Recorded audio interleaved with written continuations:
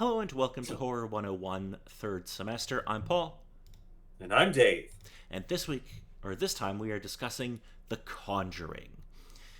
This originally came to theaters on July 19th, 2013, which kind of an odd time for a movie like this to be released, but uh, Everybody needs their spooks. this is true.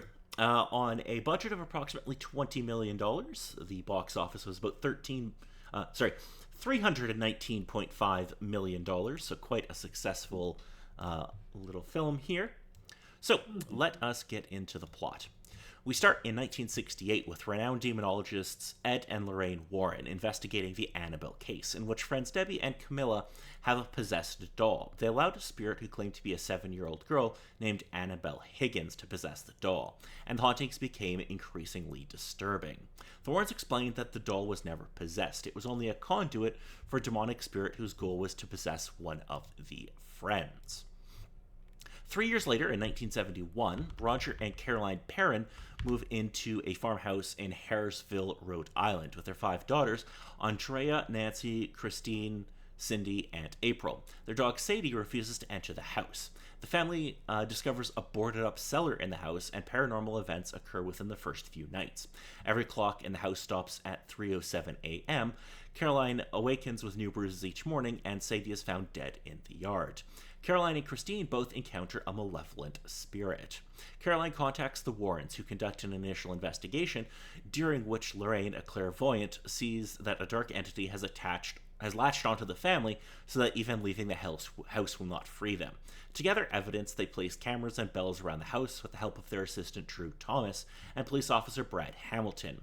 Research reveals that the house once belonged to an accused witch and Satanist named Bathsheba Sherman, a relative of Marytown Eastie, who sacrificed her 1-week-old baby to the devil and killed herself in 1863 at 3:07 in the morning after cursing all who would take her land. There have since been reports of numerous murders and suicides through the years in the houses that were built on that land. Bathsheba completely possesses Caroline. In the cellar, Lorraine sees the spirit of a woman whom Bathsheba had possessed long ago and forced her to kill her child, realizing that she will force Caroline to do the same. The Warrens conclude that they have sufficient evidence to receive authorization from the Catholic Church to perform an exorcism.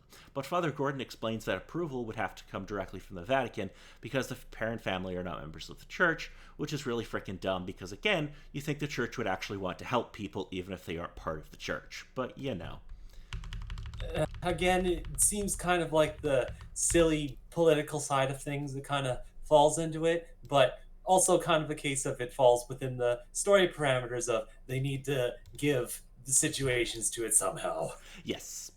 The Warren's daughter Judy is attacked by Bathsheba as a warning to the Warrens. The Perrin family takes refuge at a motel, but Caroline, possessed, takes Christine and April back to the house to kill them. Running out of time, Ed, Lorraine, and Brad tie Carol into a chair, and Ed attempts the exorcism himself. Caroline escapes and attempts to kill April. Lorraine is able to call to her by reminding her of a family memory, allowing Ed to complete the exorcism and condemn Bathsheba back to hell. Returning home, Ed adds the haunted music box to the Perrin from the Perrin home to their room of cursed artifacts, which they have collected from previous cases. I don't know why they keep all of these haunted artifacts in the home with their 8 to 10-year-old daughter. That seems really foolish, but whatever. Yeah, it seems like a slight concern. Though Yes. there is the throwaway line at the beginning of, we get a priest in here to bless everything to make sure nothing goes awry. Yeah, but I'm saying if you have the kids somewhere, I'm guessing between 8 to 10. You tell a 10-year-old, whatever you do, don't go in this room because there are magical objects. What's the first thing that kid's gonna do? Head into the room to look at all the magical objects. Exactly. Alrighty. So, what did you think of this movie, David? Well, it's one of the particular things that, despite not seeing the movie around the time it was released, I somewhat knew about it and had experience from it from the uh, ripples it kind of caused with its premiere and lasting series and whatnot. And I think the biggest thing is the Annabelle doll that was used in a lot of the advertising and always came up with the basis of the whole series. But it was kind of a case of not really knowing it, figuring that it was just essentially that doll, and not so much a case of discussing any of those sorts of possessions or horror stories and those sorts of cases from there. So starting off, I figured, oh man, the origins of the Annabelle doll, and then the case of, oh, she's a collector's item in this guy's drawer and whatnot, and it's actually about something else. Okay. Yes, so they did do like an entire spin-off series focusing on Annabelle, but Mm. this first film had nothing to do with Annabelle. Um, yeah, I don't think I saw this at the time either. I remember being like, "Oh, this looks very Amityville horror," and I'm not super into haunted house movies as a general rule, and the Warrens are kind of like known scam artists, so Mm. I'm not super like into seeing this right away. Mm-hmm. Um, There are you are you familiar with the Warrens at all? Only the little bits of history from things you've mentioned or looking little bits into seeing within the film, but at very most, it's just the base of demonologists, but also the case of scam artists. Yeah, so they're the ones that kind of popularized, obviously Annabelle. They were also obviously the film The Conjuring is based off of their case with the Parent family. They also Amityville Horror and the Enfield Poltergeist are kind of like the big ones. But yeah, they were scam artists. Anyway, moving along, I thought this was quite good, and it makes me want to go see the sequel and some of the other movies in this franchise because it's quite a big franchise. Mm. Yes, Mm. so there's the I, Conjuring films, and then there's the Annabelle kind of spin offs, and then there's also movies about a character called the Nun. hey. I somewhat vaguely remember, though it may have been mixed up with other particular horror films that involved a nun that have been somewhat popular within certain films being released nowadays. With the in certain sort of cases, again, this goes on the one of my particular hiccups with horror sort of stuff, but I can somewhat understand it, but also the case of why do they have to make specific things horrifying and other sorts of things? Because in some cases, it just gets ridiculous. Like, what do you mean? I'm not.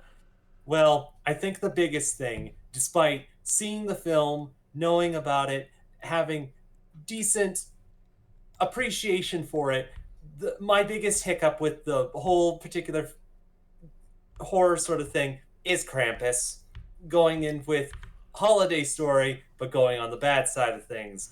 But just even with watching the film, just a case of making something generally sweet and other cases horrifying and other sorts of things just rubs many things in my case the wrong way. And in some cases that can somewhat be understandable with bits and pieces and other sorts of stuff, but in some cases, it sort of just leaves me sitting. Why? Like, there's the whole case of Winnie the Pooh, particular versions of Mickey Mouse, and other particular sorts of things like that getting horror adaptations, which is just, uh, Yes, well, you see, the Winnie the Pooh and those were because they became public domain and they became really cheap and had guaranteed name recognition.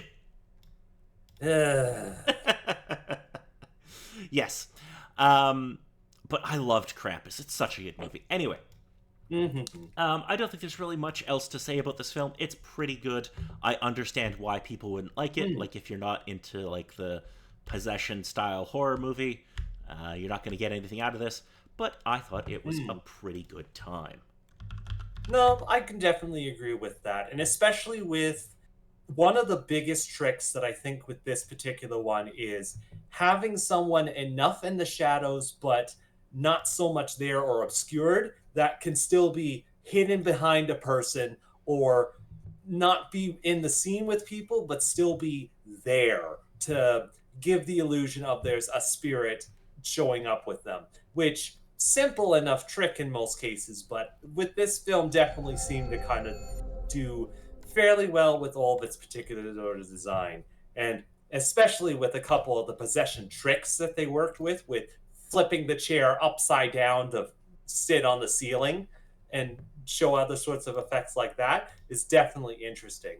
Though I think with most costs for the film that they had there was just where the heck they all went to. Just the house itself with all of its design, the particular things it had, and then having to traverse through all the tunnels to get through all those bits from there. Just it almost seems a little crazy, but nevertheless, it sort of matched well enough within the story and gave interesting enough ideas to it that it gave a nice, decent ride for it, though.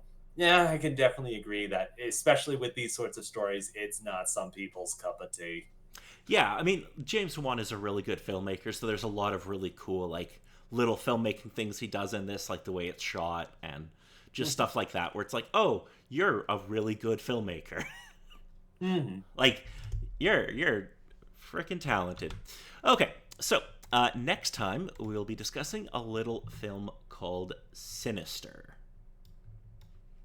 Are you Okay. familiar with Sinister? As it sits, I think I'm getting it mixed up with one or two other particular ones, so I'm not sure if I know it exactly.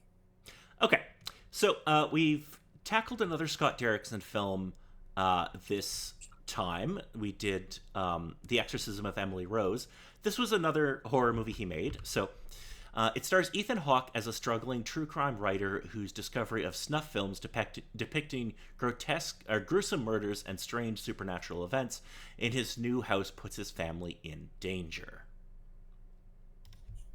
Hmm.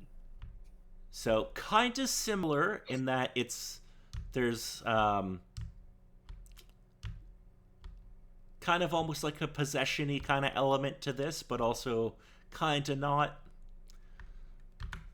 Like, just from your specific description of things, it gave slight hints and ideas to some particular video game franchises and other sorts of things. The first initial thought was a little bit of Silent Hill sort of stuff, but the biggest one was shoot, the name is escaping me. But a fairly recent one has dark mechanics and using light for defending yourself. Oh, the one where you play the author. Yes. I'm blanking on the name too, but yeah, I could definitely see like a Silent Hill connection. There's definitely, yeah, I can kind of see that. And also, yes, the game you're thinking of, I can't think of the name of it either, but yes, I can definitely see that coming to mind based off of that description. Yes. Mhm. So, hopefully you enjoy this. It's an interesting film. I think you'll enjoy it Okay. though. So, until next time, I'm Paul. And I'm Dave.